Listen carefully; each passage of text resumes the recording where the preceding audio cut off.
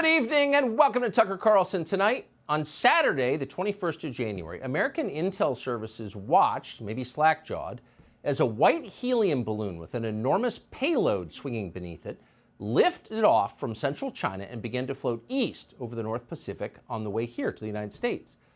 Within a week, it had arrived. On January 28th, the balloon entered U.S. airspace over Alaska. From there, it traveled over the Northwest Territories of Canada, and then it dropped back into the United States over Idaho. By last Wednesday, February 1st, it was spotted by civilians in the skies over southern Montana. A man staring out of the window of an office building in Billings saw what he thought was a UFO. It was too small to be a moon, he said, and so he began to take pictures, which soon appeared on social media. And then almost immediately, the airspace over Billings, over the entire town, was shut down. Commercial flights were diverted. F-22 Raptors arrived from a nearby Air Force base, along with refueling tankers and an AWACS surveillance plane. It was a big story.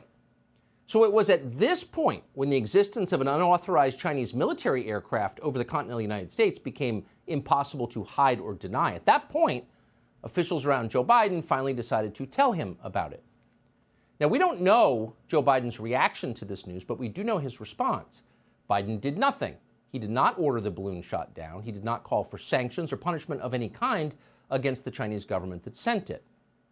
It was not until this weekend, when the aircraft had traversed the entire United States, including at least one classified nuclear weapons installation, that an Air Force jet finally pierced it with a Sidewinder missile off the coast of South Carolina. Debris was still fluttering toward the ocean when the administration began telling lies, many of them, about what had happened. That balloon posed no threat to American national security, the Biden administration claimed. Why? Because the balloon never transmitted data back to China. Now, how could officials know that? They never explained. Nor did they say whether the Chinese military would send one of its aircraft all the way to the U.S. without a satellite uplink. Apparently, the Chinese just forgot. They're not very good at technology. It was a nonsensical claim, but as far as we know, not a single reporter in Washington pressed the administration to explain that claim, and that's not really surprising. Reporters in Washington no longer dig, they transcribe. And what they transcribe next is almost enough to make you cynical about the role of the press in a free society. It turns out, and we learned this from unnamed officials on background, that allowing Chinese military aircraft to surveil your country, including your missile silos, is not the big deal the rest of us thought it was. In fact, it's routine. It happens all the time. Trump did it too. Quite a bit of it, actually.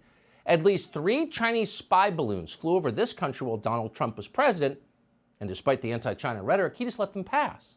You didn't know that. Now you do, so settle down. This is normal. In other words, everything Donald Trump did while president is bad, except this, letting Chinese spy balloons fly over the country. That's very good, and we're taking a lesson from him. So virtually every news organization in this country repeated that claim, including some who should know better. And of course, as soon as credulous reporters wrote their dishonest stories, the Democratic Party and the television stations it controls repeated those stories as fact, which was the whole point. Watch. They are saying we should have shot down the balloon the minute we saw it. I would use 2 words in answering these GOP criticisms. They are premature and they are political. This is why we voted for Joe Biden, because imagine if this had happened under Donald Trump. The way in which the balloon was taken down allows us to retrieve the parts of the balloon to see what was actually in there. I'm just glad that there was no damage or threat to U.S. aviation operations, and that this operation took place, was done in a very effective, excellent way. Some of the statements from the Republicans, especially in the Senate, have just been asinine, and these jackasses going out again, I'll get my shotgun, I'm going to shoot down the balloon. Okay. Seriously, they make clowns of themselves. So the balloon shut down the airspace over Billings, Montana, including the airport. And as it moved east, commercial pilots said they were afraid of it. They were afraid of hitting it. So it's funny to see the transportation secretary, who's in charge of all of this, tell us it posed no threat to transportation. But the best is the dismissal of anyone who has concerns. It's those Republicans again with their moonshine and their shotguns and their extra chromosomes, thinking it's okay to shoot down Chinese spy balloons, when every sophisticated person knows, Donald Trump himself knew, the best way to handle Chinese spy balloons, let them pass. Again, just like Trump did. Trump, he's good all of a sudden. So the question is, did Donald Trump let Chinese military aircraft float over the United States unmolested while he was president? Well, someone asked him. He says he didn't. In fact, in an interview yesterday, Trump said he had no idea there were any Chinese spy balloons over the United States when he was president, and he seemed to mean it. But it wasn't just Trump. Trump's former national security advisor said the same thing. He said he'd never heard anything about Chinese spy balloons over the country, and you would think that he would have heard. Then the general in charge of NORAD, Glenn Van Herk, had the very same reaction. Quote, "It's my responsibility to detect threats to North America. I will tell you that we did not detect those threats."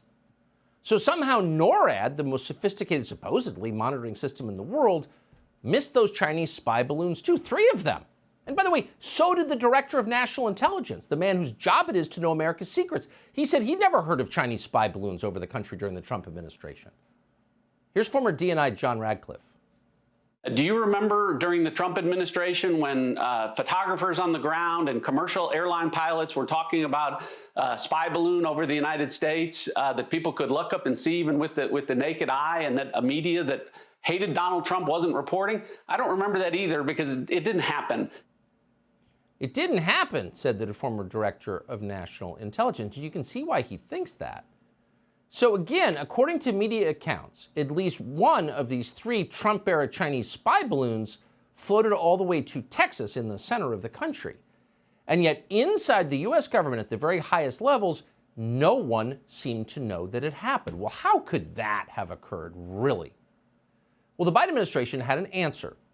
Speaking on background to its shills in the media, unnamed officials explained that these Chinese spy flights were actually never reported to President Trump or the chairman of the Joint Chiefs of Staff, or even to the Secretary of Defense. Why weren't they reported? Because they weren't important enough. They were, quote, relatively minor territorial incursions. Okay, so a Chinese military aircraft hovering over Texas, more than 1,000 miles from the Pacific Ocean, is a minor territorial incursion. That's what they said. It's pure absurdity. But once again, no reporter in Washington pushed back. They just repeated the lie. And then without warning, the White House changed its talking point, undermining the first lie. Actually, they explained today, nobody knew that Chinese spy balloons were floating over America during the Trump administration. We didn't know. We just found out pretty recently. Watch the smarter but more dishonest White House spokesman spin that tale. I can tell you that we discovered these flights after we came into office. I'm not going to get into the specifics of how we did the forensics. I think you can understand that we're going to be careful about that. They're not going to get into the specifics of the forensics. Oh, the forensics. But the one thing they were really shocked by when they took control of the U.S. government was how soft on China Trump was. They had no idea. He was letting these Chinese spy flights go over. They were shocked as anyone would be. That's what they're saying. Now, of course, once again, they can't say more because it's classified. Wish we could, sorry. So what is the real story here? Honestly, we don't know. The Pentagon ignored our many questions today. Of course they did, because we're not going to transcribe them. So once again, the people who owe you the truth are lying to you. So all tonight we know with certainty is that the Chinese military just flew an aircraft that reportedly contained explosives over the entire length of the United States and got away with it. That seems like a bad precedent. Subscribe to the Fox News YouTube channel to catch our nightly opens, stories that are changing the world and changing your life. From Tucker Carlson Tonight.